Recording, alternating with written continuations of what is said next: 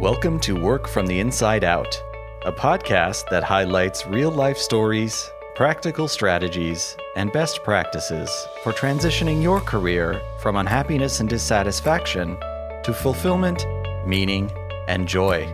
Now here is your host, career and executive coach, Tammy Guler-Loeb. Hey everybody, I am delighted to introduce my guest today, RJ Singh. RJ is a corporate and ultra-endurance athlete, family man, and is dedicated to the pursuit of self-mastery. His mission is to lead by example and share the ultra habits needed to achieve ultra performance in all areas of your life. Please join me in welcoming RJ Singh. Welcome, RJ, and welcome. You're coming to us all the way from Melbourne, Australia. So that's right. It's 6 a.m. there. Thank you for talking to us early. 6 a.m. Friday morning, and it's 4 o'clock in the afternoon, Thursday afternoon here on the East Coast. So I always get a kick out of it when, like I want to say, so do you have the Powerball numbers yet? Or yeah, we're living in the future here. That's for sure. Thank you for welcoming me to the show, Tammy. I really, really appreciate it. It's going to be great fun. Yeah, I'm excited to have you. So RJ, as you know, on Work from the Inside Out, we like to start with the earlier years and talk about, some of your beginnings and how they may or may not have informed or were formative to where you are today. I think your bio is very intriguing when we talk about ultra performance and ultra habits in all areas of your life. There's a lot of things we want to fill in and learn about that. But take us back to those earlier years. I was born in Australia and we migrated to the United States when I was 3. And I grew up in the San Francisco Bay Area. And we were an immigrant family, we had family in the United States, and we were going there to, thrive. And, my dad had a small cleaning company with his brother.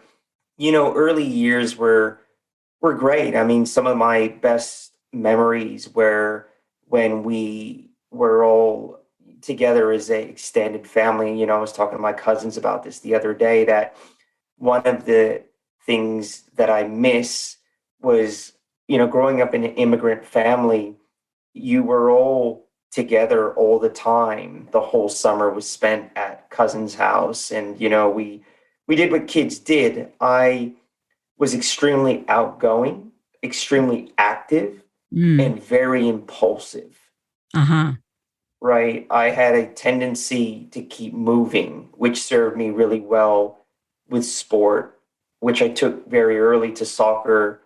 And soccer was a big part of my life. I was in the Olympic development program in California, and I played competitive. I moved around a lot. I went to Europe. I played in Europe, and it was my sole focus. I would say, I would say one of the things as a young child, particularly in kindergarten, first grade, and even those early years, whilst I was very bright, I was quite disruptive. And I was disruptive because I didn't necessarily know how to be with, I just didn't know how to be. Like, I didn't know how to be comfortable. I didn't know how to be still. I just was a kind of wayward child. And within that school system and within the school systems, they started to describe it as disruptive. And whether or not it was disruptive, now that I look back at it, or it was just a child being a child. Right. Is interesting, right? Yeah. I remember those kids. Now I'm a little bit older than you, but those were the kids that used to stick them in the corner and make them face the wall and be still, which was the worst thing for them. Yeah. Yeah. I reflect on that. Like, I think there's a lot to be said around how we categorize kids and how we choose to try to conform them to a way of operating versus understanding that we all have different DNA in makeup and composition. So that was in the San Francisco area. It was in the East Bay. East Bay area. Yeah. It was in the East Bay. I grew up not far from Berkeley. Okay. So, it was a multicultural dynamic there. And, in hindsight, it was a great place to grow up. I continued early gates to be a pretty good student, but, I became quite troubled. And, by sixth grade, 7th grade, I was getting suspended a lot for behavioral issues, just acting out. And that then continued into high school, where things fell apart because I didn't have a strong sense of self. And in those times that, we're all looking for our identity when we're forming who we are, right, we're susceptible to influences, whether it be peer influences or... Oh, yeah, absolutely. Yeah. And so high school things started to really unravel. And because I just didn't know who I was, I didn't feel comfortable in my own skin. And then I was introduced to things like alcohol, which immediately took me down a slippery slope. I started to navigate myself towards, the back of the school, where we were all smoking cigarettes, smoking weed. And then ultimately that led me to a lot of other things. Yeah. So I'm curious, it sounds like you had a very tight family network too at the same time. How did that dynamic play out while things were unraveling for you? My dad was a worker, right? Like, he worked hard, and he drinks a lot. And he is a very difficult man, in the sense that, like, he grew up without a father. And so I think there was a lack of modeling, and there's a level of independence. And I think he does what he wants to do and what he thinks is the right thing to do. But his sole focus when I was growing up was producing food and on the table. And even when we weren't, like, struggling, I think it was easy for him to focus on producing because that was easy for him, And so him and he just didn't know how to have broader conversations. So my mom, on the other hand, was super mom, right? She worked, she came and was involved in all my sports and in school. But I think as much as there was a lot of love, there was a lot of time and a lack of guidance. So there was never the conversations that were under the hood around peer influences, drugs, things that would help a young child kind of start to form who they are in response to their environment, which may be pulling them in the negative directions. Like, there was no barrier there. It was just basically, I was open for experimentation. And my mom tried, like, I went to child psychologists and things like that. And it just didn't work. I think for me, the X factor was my addiction, right? Like, as soon as I drank, I was addicted. Like, there was no progression. Like, it was forceful, right? I was like 14, and I just knew that this is something I'll never be able to easily stop. And that progressed, like, very, very fast into other areas. And so what happened was, I'm this kind of star athlete with all this hyper potential. I'm going to camps all over the joint. I'm playing the Olympic development program, and I'm talking to coaches from Cal Berkeley through to Stanford, to UCLA. And, in many ways, I know that I don't have the grades because I'm not going to school. All I'm doing is playing sport and smoking weed and drinking and doing the wrong thing.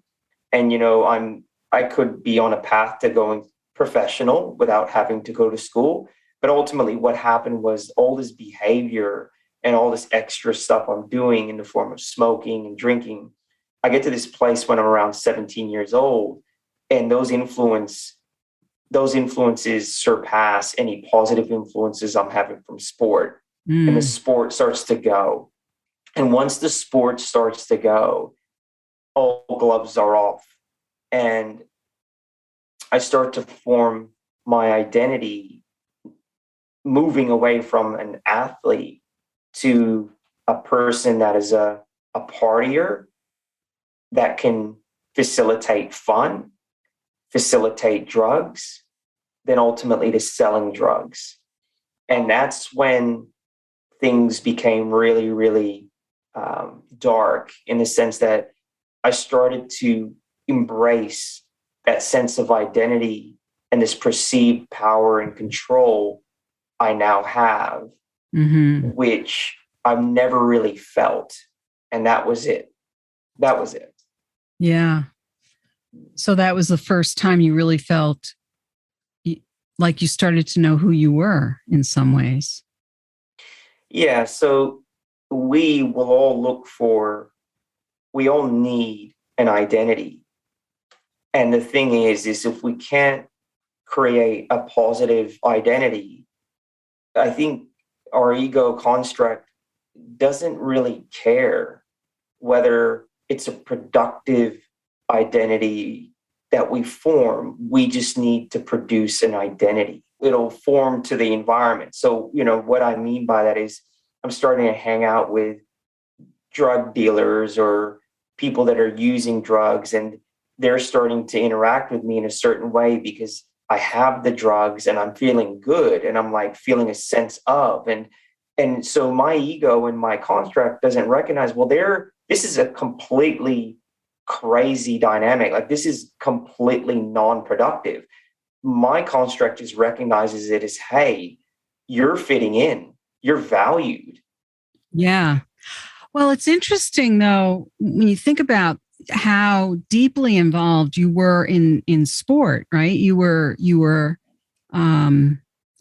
involved in soccer, and yet that didn't seem to embrace your ego in the same way. And I can imagine there's a lot of reasons for that. But I would think that maybe some of the other kids that you were playing soccer with did kind of embrace that identity in that way. But you had this whole other life going on separate from that was drawing you in, was literally probably sucking you in, right? Yeah, so that's a very good point. So there was a period where I went and played soccer in an affluent area in Walnut Creek. So it's a pretty nice area there in the Bay Area, close to Danville. And a lot of the kids that played on these teams were the kids that ultimately got the scholarships.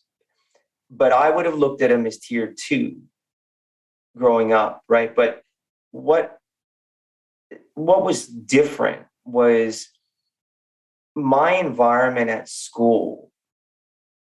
And maybe it was the environment I created, but the sporting environment, the soccer environment wasn't the cool place to be, right? So at school, what I saw was like the cool kids were the kids that weren't conforming and they were doing bad stuff.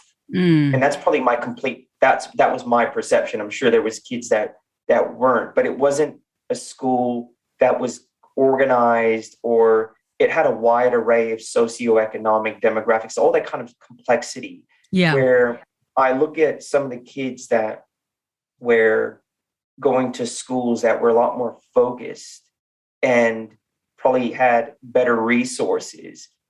Those environments valued, I think, sport and different activities in a way that made those kids that I think embarked on those activities really value it. I guess what I'm trying to say is I was living two lives at school because there was no sense of connection through sport at school. Mm-hmm. And there was no, wow, like, this is really cool, RJ, or, like there was no support or encouragement within that system. And there were schools that were in our vicinity that, kids went to that they fared a lot better when they got out and ultimately, stuck with soccer or stayed with sport. But I think the X factor for me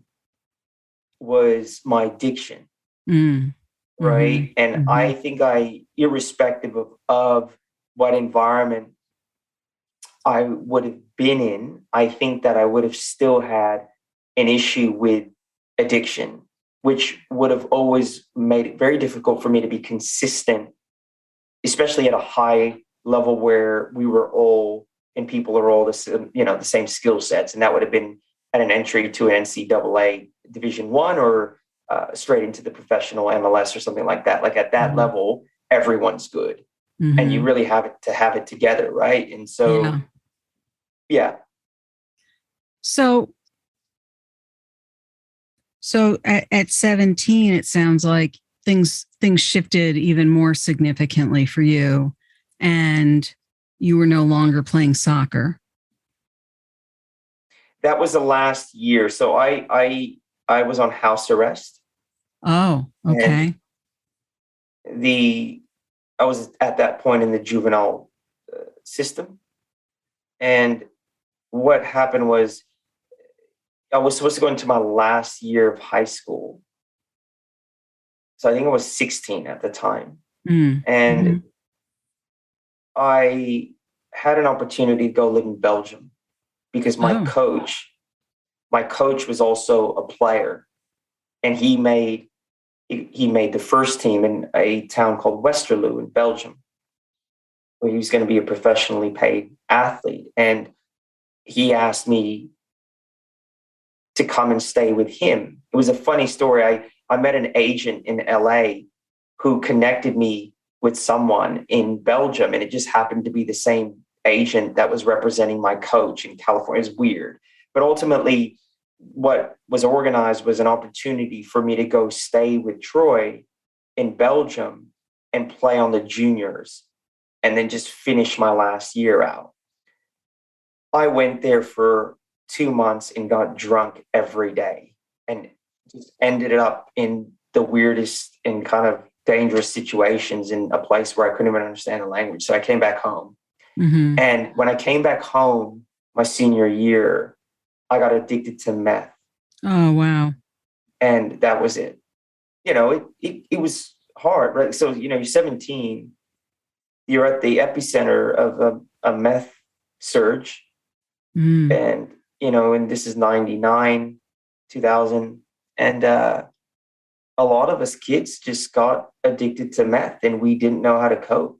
We had a probation officer on campus who, at any given point, she could come and piss test us and take us straight into juvenile hall. So many times I'm going to school trying to duck and bob and weave and avoid Miss Manoogian, and she'll rock up and with a cup and you pee dirty and you're gone straight to juvenile hall. Like it was pretty bad, right? Like you're now starting to realize you're not a child anymore as well. And so you're starting to get familiar with the detention facilities and all the kids in it from the different walks of life, who some of them have been raised in real difficult situations. I don't believe in any bad kids, right? Like, right. Some of them are doing some pretty wild stuff. And, that juvenile system was much more violent than the adult system, in my view, and scary. And in and out of that, not eating, getting pneumonia, but, from exposure because you're on speed all night, you're not dressed appropriately, not eating, so the next few years, I battled that until I learned to manage it. How did that happen?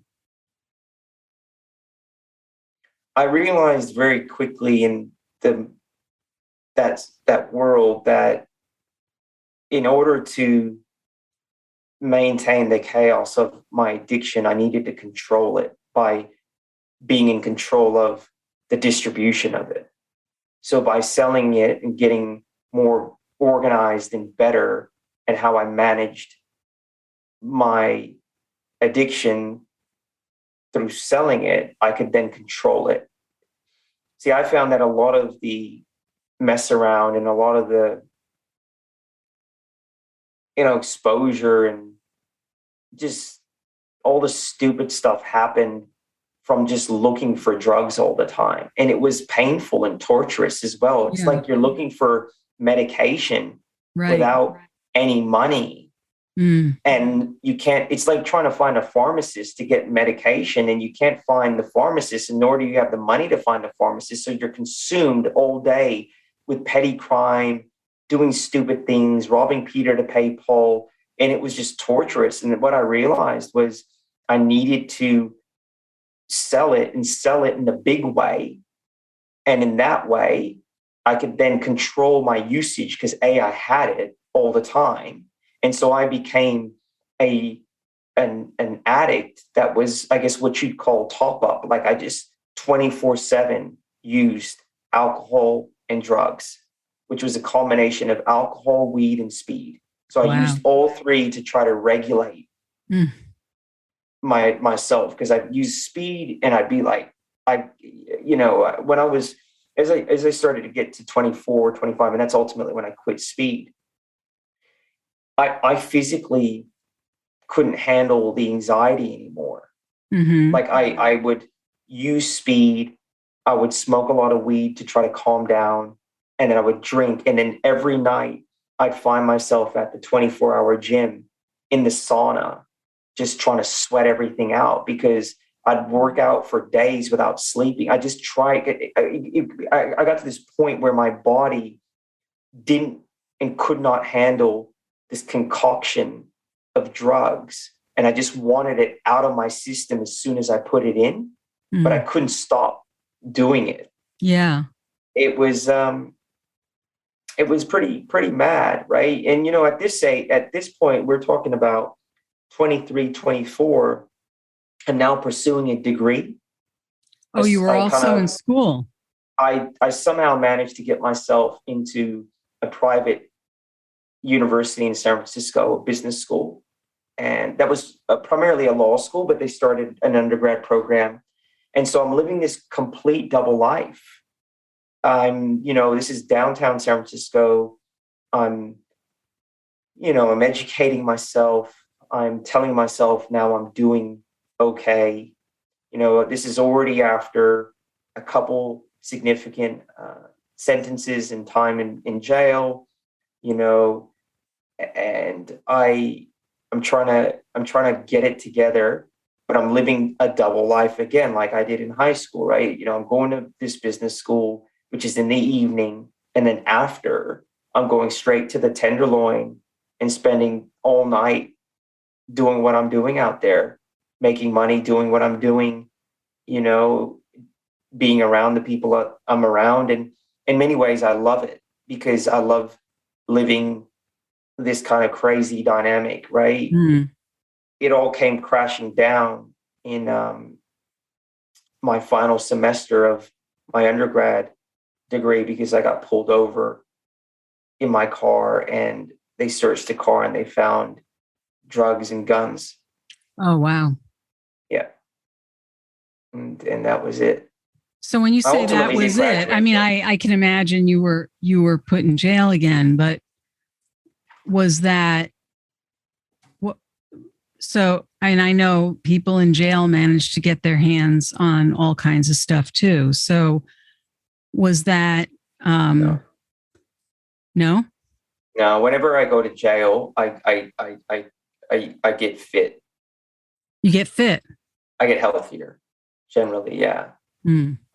I get healthier. So I don't use, and I think there's part of me that knows I don't want to get into any more trouble. Mm. And I become who I really am every time I go to jail because I get clean. And, and so, I ultimately finished my degree, and after doing time, came out, finished my degree. They let me be on bail because I was doing my last semester. So I was able to finish that before having to go and do jail. And Oh, look, really?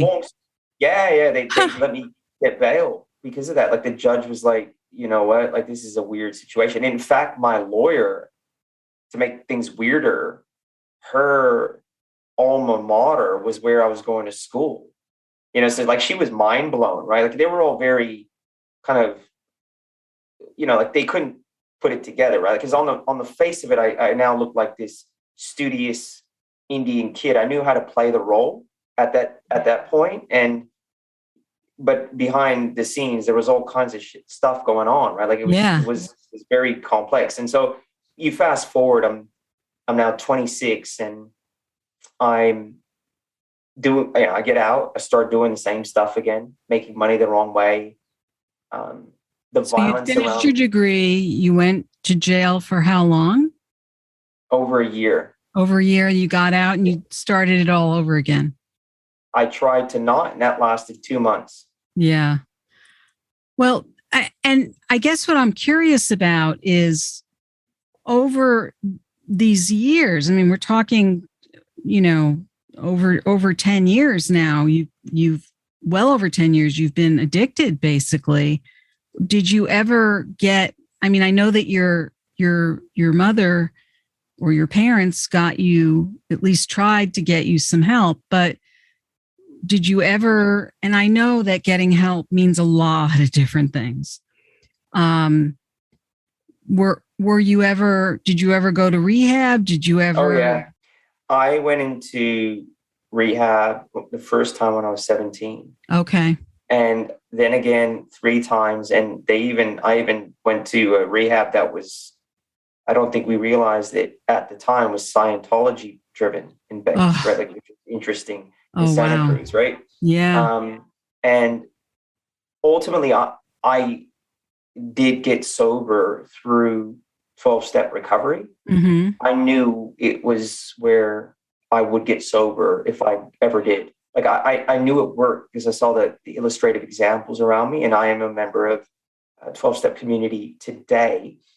But I just wasn't ready, And Yeah. then I think you had this dynamic where, for me, I had this whole sense of identity designed around being a drug dealer. Like when I would get out of jail and try to get my life together, it was quite painful to start from scratch with no one really calling you, no friends, nothing around. Like there was your whole sense of inflated purpose, or this kind of really distortion Yeah. view of, but it was still a view of who you were, is completely gone because, and so I think that ultimately that led me back to a certain life. And even when I ended up quitting drugs, I continued to sell drugs. And Really? yes, yeah. I loved the risk. I Mm. loved the commerce. I loved the Mm. complex stakeholder engagement. I Hmm. like the trying to understand how to take something from nothing to, there was a lot of attributes there that are completely A lot of leveraged business today. strategy, right? Yeah. And so there was a lot of that, but I didn't realize at the time that there could have been a more positive way of, I think as well, like I think about it now, there's still a beast in there. And I think that's why I do things a bit extreme, and even as a business person, I have a different level of risk aversion Mm-hmm. to most. Mm-hmm. And so yeah, look, that's interesting. And so what happened is when I was 26, basically the United States government was like, you're still an immigrant here. Like you only have a green card. And Ah. my parents were citizens, everyone was citizens at that point, but I had never bothered because I was just doing my thing. And I needed to go and renew my green card. And I knew that was going to be a problem. Because of your record. Yeah. Well, basically, I was trying to stay in the country. I see. And I had a lawyer, and he was like, well, you're going to have to get above board because they're going to want to know what you're doing. And you can't just say you've got this online business where, it's what I used to tell people. And I did something stupid, and I thought that I was going to get arrested. And instead of staying to face the music, I booked a one-way ticket to Australia because my view was I'm going to go on my own versus getting caught up in another court situation and then booting me out anyway. Ironically, I found out there was no one looking for me. There were no cops or anything. And but when I left, my green card expired like a couple months later, and I couldn't get back in. And that was it for 8 years. That must have been that was a huge transition. Yeah, it was. I mean, you're talking about a forced identity shift too, right? Yeah. Because within 3 months, like I didn't know how to do anything. I didn't know how to cook. I didn't know, like, none of these things were like, I didn't have basic skills, right? Like I would eat out all the time. Like I didn't do anything that was normal, like nothing. I didn't work within the ecosystem of regular living human beings. As a person in the drug world, you're like completely in an alternate universe, right? So I'm in Australia, and I'm working. I got a job in sales, and I've got an apartment. I'm working for a multinational, and I'm having to have an alarm clock on. My mom is calling me from America to make sure I wake up for work because I don't even have an alarm clock. Like it was incredible. And that was it. And, like my drinking was bad. It got worse here. I was drinking in environments that were really seedy. I think I was looking for a connection to the type of people that I was used to. And I think the drinking brought me to my knees quicker because now I'm like in regular day life where you have to wake up at 7 for work and you have to conform and you have to pretend like you have it together. I didn't have to pretend any of that around the community of people I was with before. No one could care less if your eyes were bloodshot all day, right? Like it didn't matter. Things like that didn't matter. And so that was interesting. So, I moved around a lot, and within a year and a half, I had 3 DUIs, and I was facing jail here. Oh, wow. And that was the moment of truth where I think I had a rock bottom, and I had a realization that I didn't come all this way. I couldn't look my parents in the face knowing what they've had to deal with for me to come here and go through that again. And it was at that moment where, I got my 3rd DUI and I know what I'm facing, that I decided, irrespective of jail or whatever, I'm never drinking again. That's it. I'm done. That was it. It was a moment of clarity and the ego disintegration and me seeing my life for what it was. And the compulsion to drink was immediately lifted. Wow. It was gone. It was gone. Yeah. So where did 12 steps come in to play? Well, I started to go at what happened was when I got that 3rd DUI, I panicked and I went to AA. And there was a very charismatic guy that kind of ran that meeting, and very rough Australian character. well known in the recovery community. Ironically, he had a rehab that was being funded by my uncle, who was a judge. So my uncle was a massive supporter of his, and it was just ironic. And he told me that because he found out my uncle was a judge there, and he asked me, "Well, who's your uncle?" And I told him, and he goes, "Well, he's actually a major supporter of our program." Anyways, long story short, I went home after that meeting, and I was standing in my bedroom, and I just remember kind of standing in front of the dresser, and my shoulders dropped, and I just kind of realized that this was it. I was going to go all in sobriety. That was it. And when I made that decision, when I say the compulsion to drink was lifted, it was because it was no longer an option. I was no longer carrying that burden because it was no longer an option. I understood that privilege, that ship had sailed. And I think when I accepted that, I think that's when the compulsion lifted. That's amazing. Yeah. That's really amazing. Yeah. So that was it, the last time. Correct. Yeah. Wow. Yeah. So take us forward from there. Yeah. So I was very lucky that while this was happening in AA, I was in a privately owned business that I was kind of getting burnt out in. I'd been there for 6 months. I was a sales guy. They would have said I was effective but crazy. And I was kind of getting burnt out. And one of the directors, who was a CFO, moved into a GM role, and he was going to be my boss. That last drunk I had, the last night I had drank, I called him apparently and resigned. Right. And so, this is all happening around the time I went to that AA meeting. Right. So whilst I went to that AA meeting, that same week, him and I caught up. The timing was very critical. And he caught up with me, and I had to wait 3 days to catch up with him because I didn't have any money to go and meet him, although I'm his employee.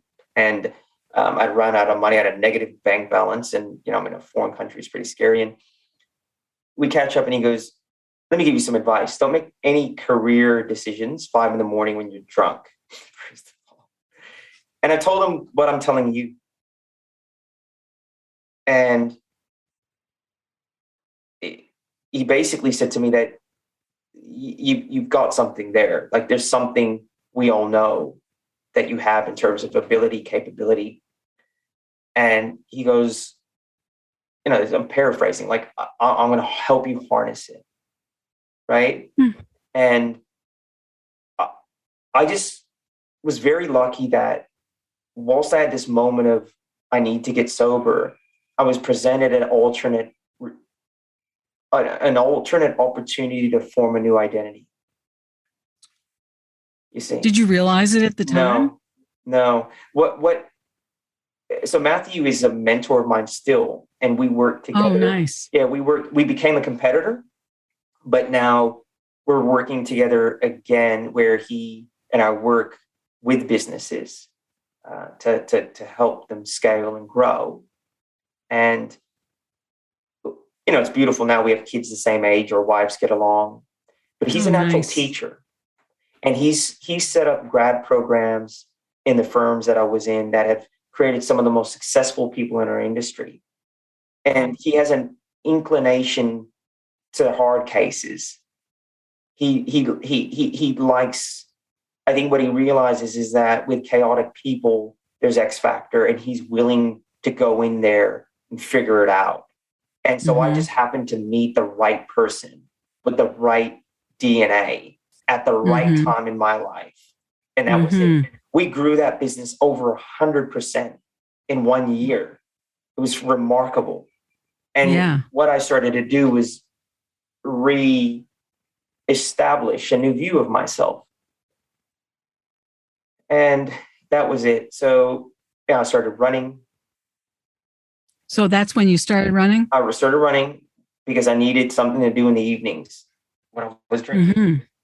I Right. stopped running when I started my executive MBA, which was a grueling year process.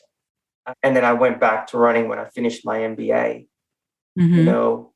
And so you're talking 2017. Mm. I've now left that business. I'm now a director and shareholder in a competitor, much smaller. And I finished my MBA. I've got one child. I got a partner. I got a house. I got all this stuff.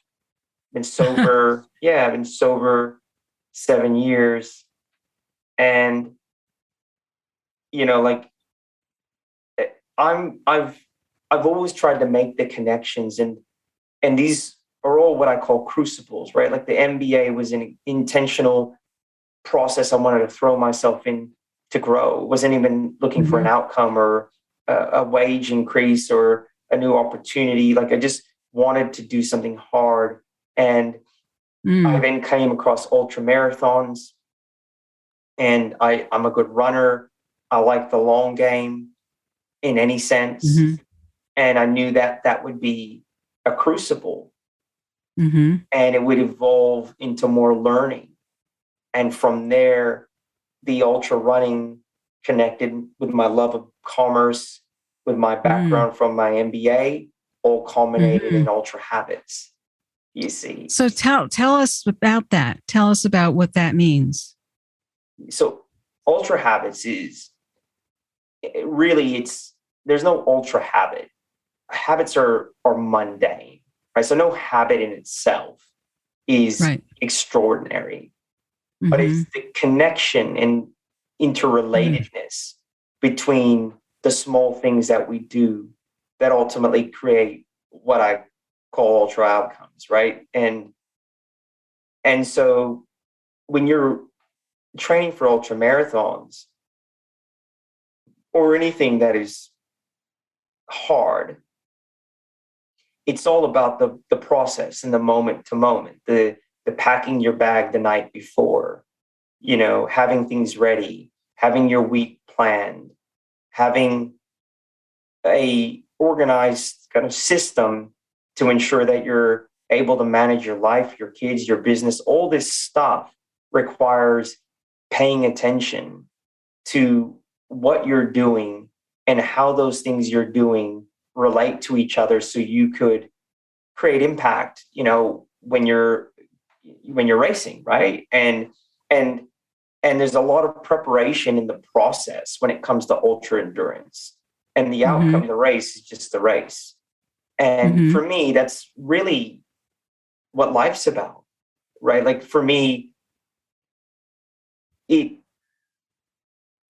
just about doing the next right thing, what's needed, and focusing on creating the right habits to get you where you need to go, right? So for me, the ultra habits piece has become an opportunity for me to take everything I've learned, and it's still a learning experience for me. I'm still having conversations and learning from others.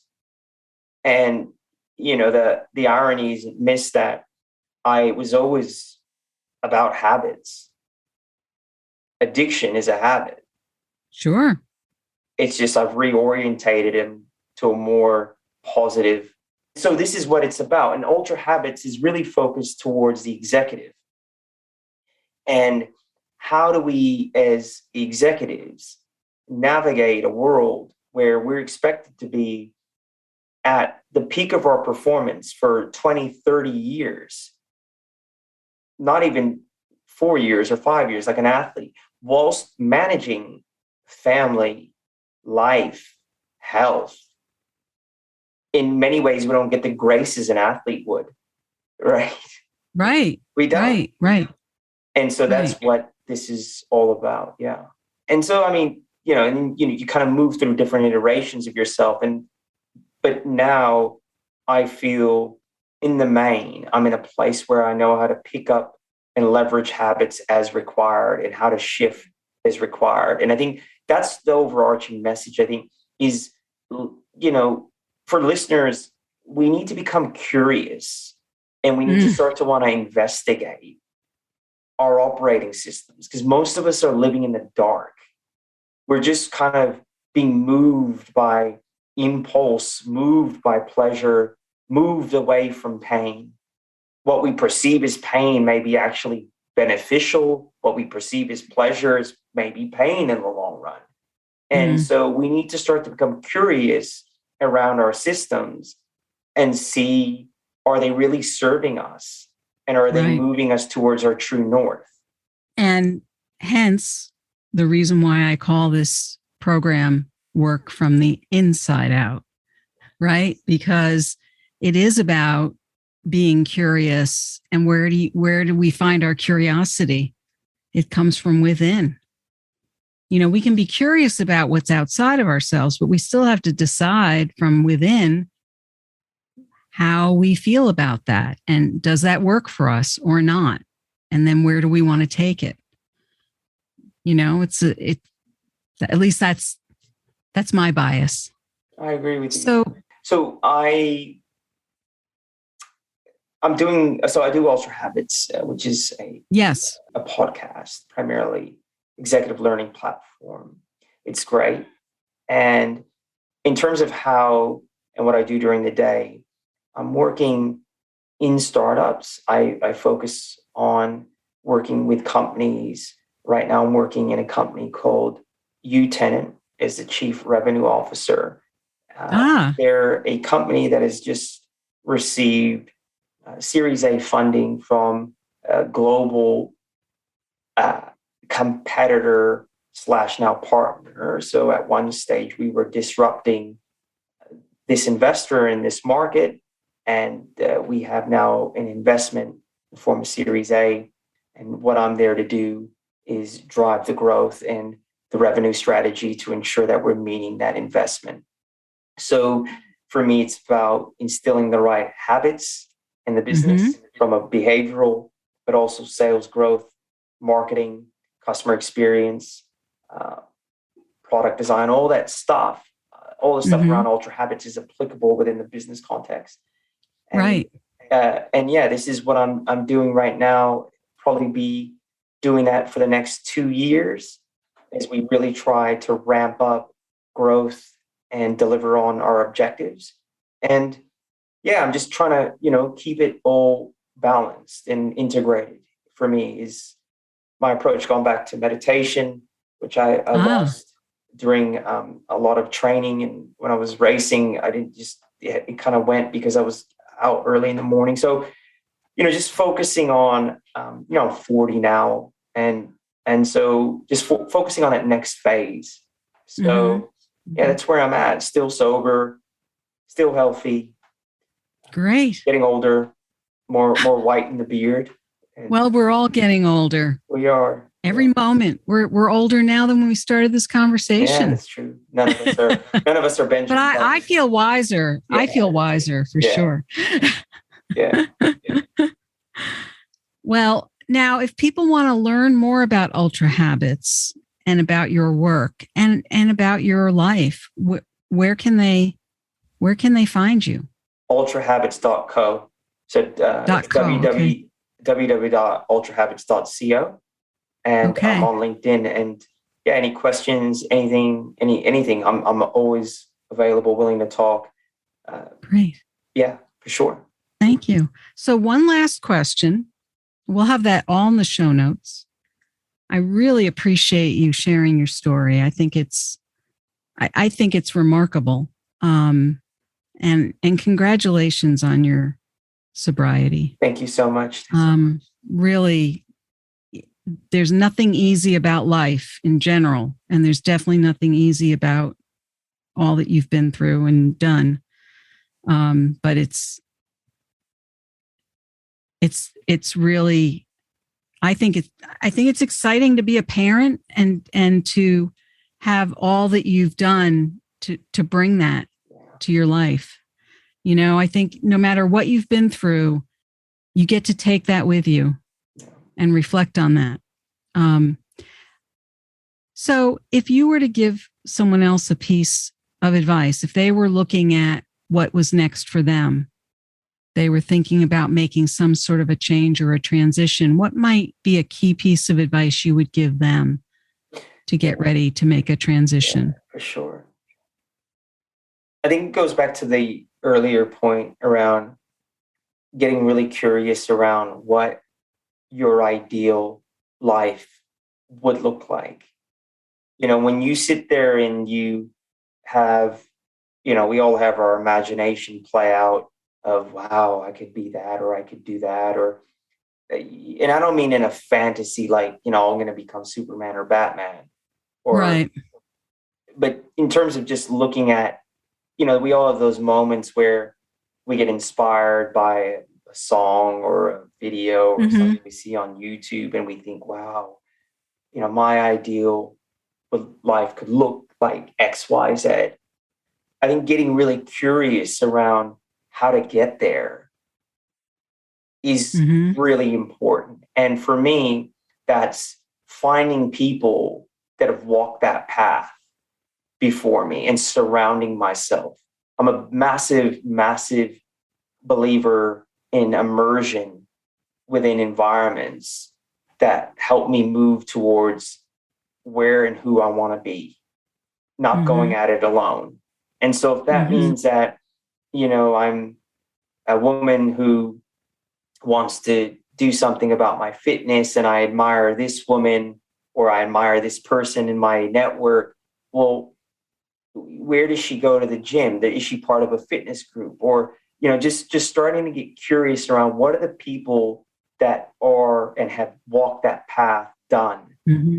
And I think that would be my advice to anyone is, and that's what I do whenever I want to move. I mean, hence with Dory, like all that stuff. Like I look to those that have walked the path, and I immerse myself in the community or on that path or whatever. And so curiosity, willingness to learn, and then a willingness to put myself out there.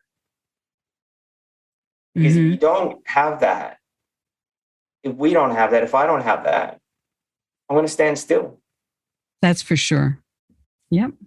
Well, on that profound note, RJ, thank you so much for being here. This has been so interesting. I appreciate your time, and thank you for being on Work from the Inside Out. Thank you so much, Tammy. Absolute pleasure. I hope you enjoyed my interview with RJ Singh. It was so interesting to speak with him and learn about his life, Ultrahabits, and his current professional endeavors. What is your key takeaway from our interview? If you are interested in any of the resources mentioned in today's podcast, you can find them in the show notes on my website at tammygoulerloeb.com/podcast. Just look for episode 190. Are you anticipating your next professional move? Maybe you're feeling a little stuck, not sure where to turn. Well, you can check out my award-winning book, Work from the Inside Out. Break through 9 common obstacles and design a career that fulfills you. It's available in print and ebook editions through my website, Amazon, Barnes & Noble, independent bookstores, or through your local public library. If you are inspired by this episode with RJ, please share it with your friends and colleagues. And please do subscribe so you don't miss next week's show. Remember, subscribing is always free. Are you enjoying the podcast? I'd be so grateful if you would write a review on Apple Podcasts. It's easy to find. Just go to my website, tammygoulerloeb.com/podcast. Just click on the Apple Podcast button and follow the instructions provided there. Thank you so much for listening. And remember, it's never too late or too impossible to increase your sense of fulfillment and satisfaction in your work and other meaningful activities. Let me know how it's going for you. I'd really love to hear from you.